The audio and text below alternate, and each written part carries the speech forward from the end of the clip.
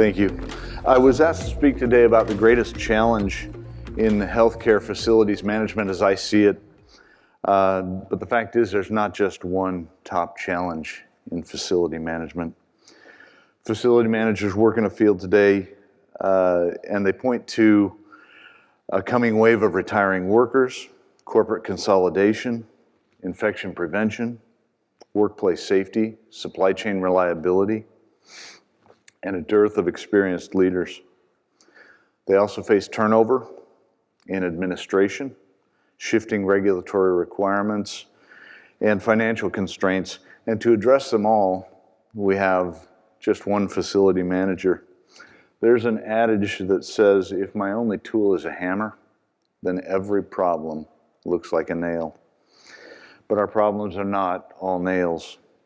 They range from operational to financial to human to political to environmental and on. Our challenge is how to build a better, more versatile hammer. If we develop ourselves properly, we can solve our current problems and avoid creating an endless and unmanageable stream of future problems.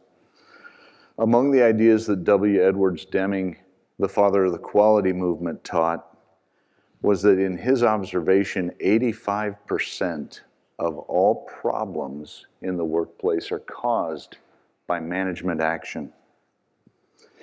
He also taught that every person who comes to work wants to do a good job. Just as low-performing frontline workers don't want to be low-performing leaders don't want to be low-performing leaders. We all want to do our best. Until relatively recently, no real thought was given to the emotional skills required for leadership. The seasoned technician was assumed to be a good team leader. The sycophantic brown-noser was the easy choice to be a team leader. In 2001, when I told my boss I was quitting work to go to business school and study finance, his response was a simple grunt and the reply, "At least you're not studying something soft like organizational behavior." In his mind, those hard skills made the best leaders. But there is a softer side to organizations. There are organizations where people are afraid to speak up. There are organizations where no retaliation policies are met with skepticism. There are organizations where good ideas never surface. And there are organizations where people choose to stay even when offered more money to leave. There are organizations where new ideas are routinely floated and tried. There are organizations where everyone feels comfortable being who they are. These are truly successful organizations. Travis Bradbury of Talent Smart observed, "Leaders prime the organizational emotional state." Another way to say that is, emotionally intelligent leaders determine the level of engagement within an organization. According to Harvard Business Review, 90% of high-performing leaders also exhibit high emotional intelligence. Richard Wells, a recovering facility manager and now a master facilitator who teaches executive leadership at Blue EQ, explains that organizational improvements come most rapidly when leaders increase their ability to understand, work with, and relate to others inside and outside the organization and at all levels of leadership.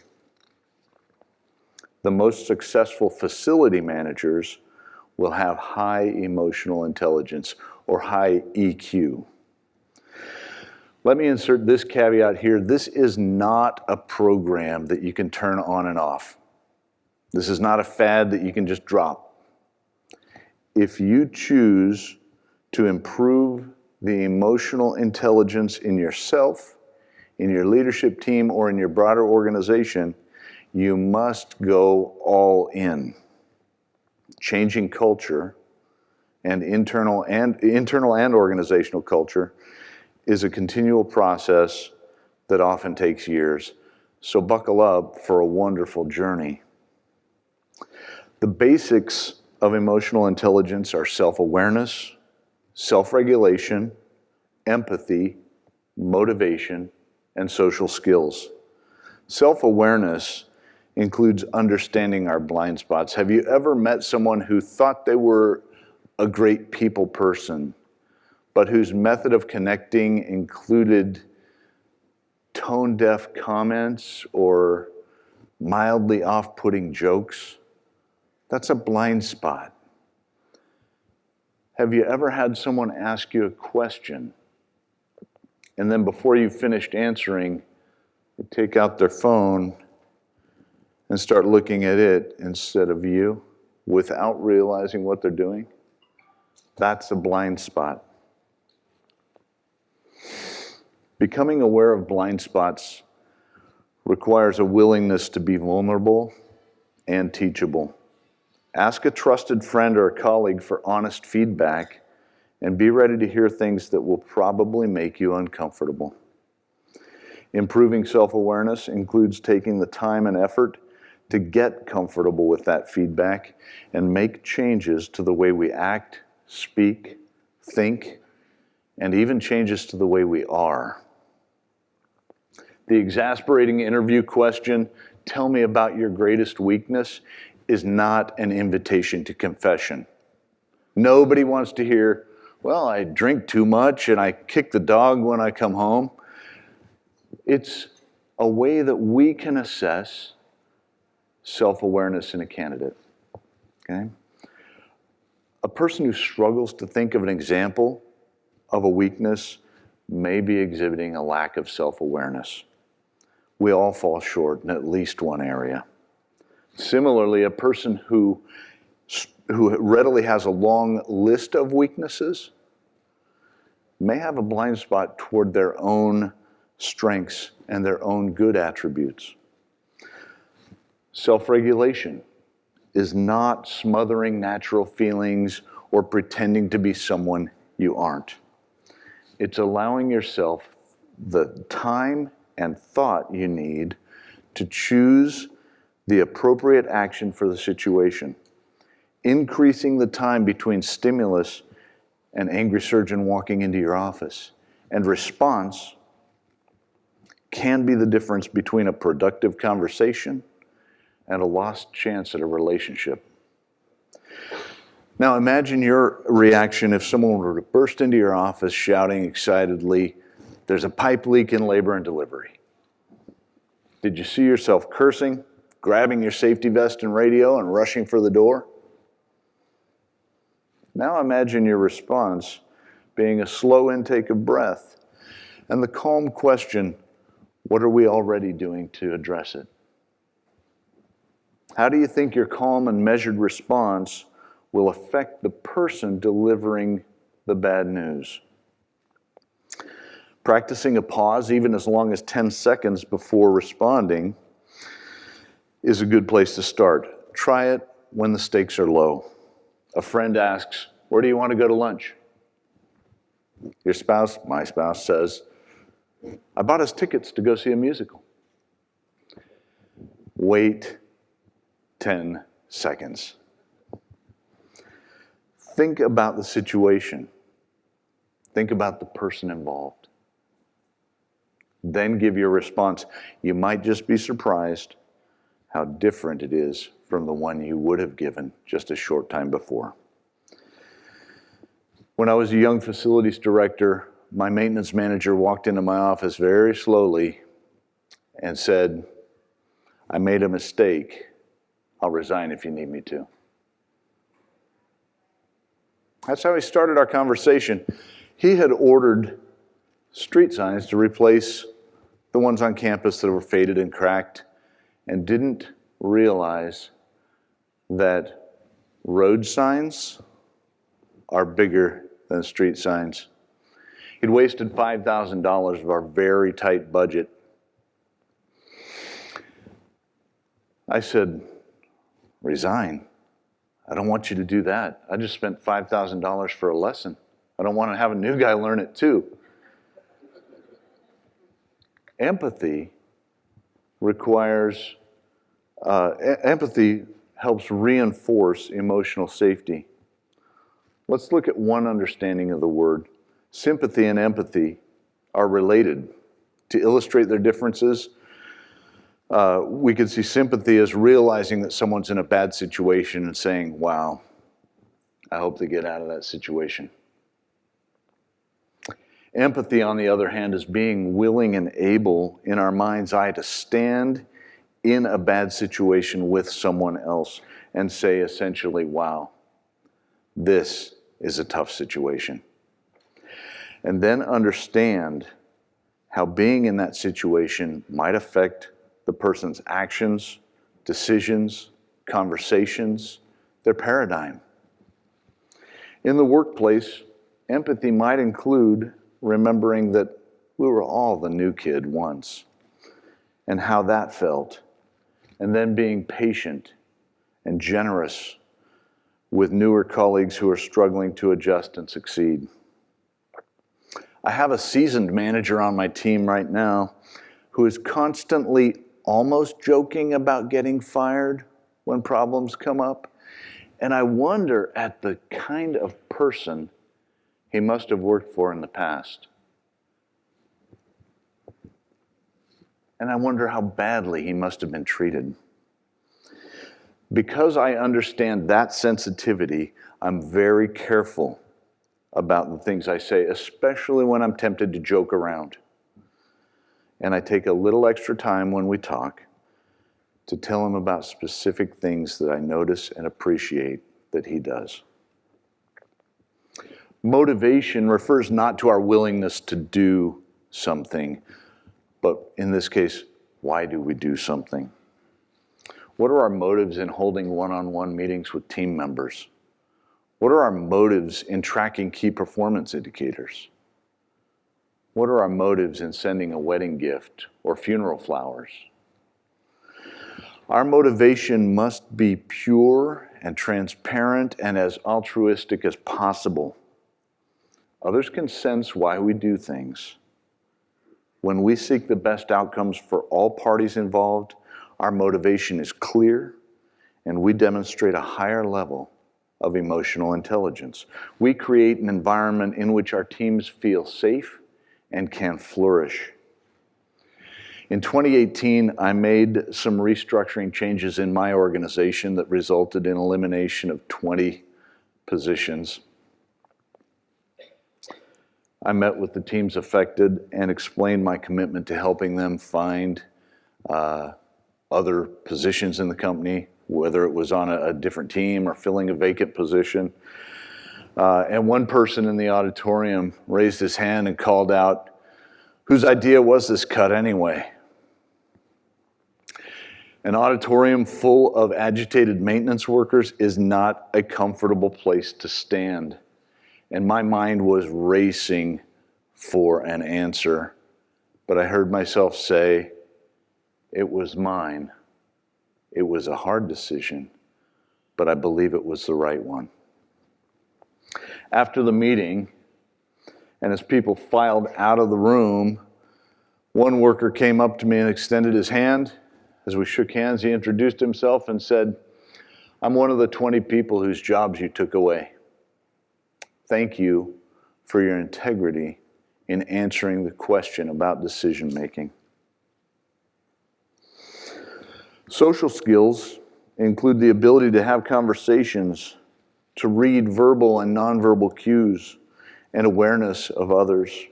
Anyone can learn them, and everyone can improve on them.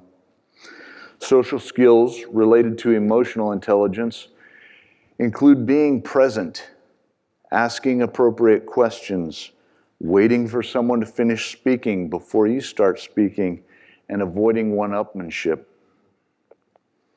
At the last ASHI conference I attended, I was approached by a sales executive who tried to, and he's not in this room, who had tried to do business with my organization in the past. He was very friendly and said all the right things. But as we talked, he kept looking over my shoulders and around the room, obviously searching for his next contact. I could tell he wasn't interested in me, so I told him if he needed to see other people, he was free to go. He looked at me almost relieved, and then without a word, walked across the room to someone else. That's what I said. Huh. Social skills can be learned and practiced during interactions with friends, family members, and coworkers. When we combine the practice of social skills with pure motivation, we become a force for good. Every Sunday, I look forward to seeing my friend Inoke at church. He is the self-appointed greeter in our congregation. He stands at the chapel entrance and welcomes everyone. He is an aging giant of a man from Tonga. His heavy accent and his broken English are difficult to understand. But without fail, he meets me with a warm handshake and very often a hug. He looks into my eyes and asks about my children and my grandchildren. He listens, he smiles, he is there, and he genuinely enjoys hearing my news. His social grace transcends all barriers. Consistency is key when working to develop emotional intelligence. When leaders consistently exhibit high levels of emotional intelligence, they create a workplace that is emotionally safe. Workers feel safe asking questions, asking for help, contributing ideas, and solving problems. Imagine you have a friend who has a pit bull. She's a beautiful dog. The first time you meet the dog, as you put out your hand to smell her, your friend says, "Don't worry, most of the time she doesn't bite new people." What if your team sees you as a boss who most of the time won't berate people in public, who most of the time won't take credit for others' work, or who most of the time won't throw someone under the bus? It's not the end of the world. Over time, you can build a culture of emotional safety that is dependable and reliable, a space and time where frank honesty is never risky. You can create a space in which problems are assessed and resolved effectively and efficiently. By improving our EQ, we improve the culture of our workplaces. We build teams able to address every problem and every opportunity, whether it's a nail, a bolt, a merger, or a new market. In conclusion, I want to tell a story that I hope will illustrate that the way we are toward people can create goodness that extends far beyond the workplace. Between my time in the Army and starting college, I lived for a couple of years in Eastern Canada. One day, a friend and I entered the Montreal metro station near our apartment, and saw a lone woman entering the other end of the platform. I smiled and nodded a greeting at her across 100 feet, and we got on the train as it entered the station. At our stop, my friend and I got off and found ourselves in a very crowded metro station on an escalator up to the street, one step away from the woman that we had boarded with. She turned around and said, "Thank you. You saved my life today." As we talked, I learned that she'd been so troubled, so overwhelmed by sadness, that she was determined to end her life by throwing herself in front of the train as it came into our station. Her final desperate thought had been, "God, if there's anything in this world worth living for, please show me." She said, and there you were, smiling. And I knew that you knew that there's something worth living for. I want to live long enough to find it too. If we go through our days absorbed in ourselves, looking out for the next big opportunity, determined to get credit we deserve, or avoid blame we don't want, we risk missing so many interactions that can bless our lives and the lives of those around us. I want to thank you for your time today. I hope you've had a wonderful time at this event. Have a great day.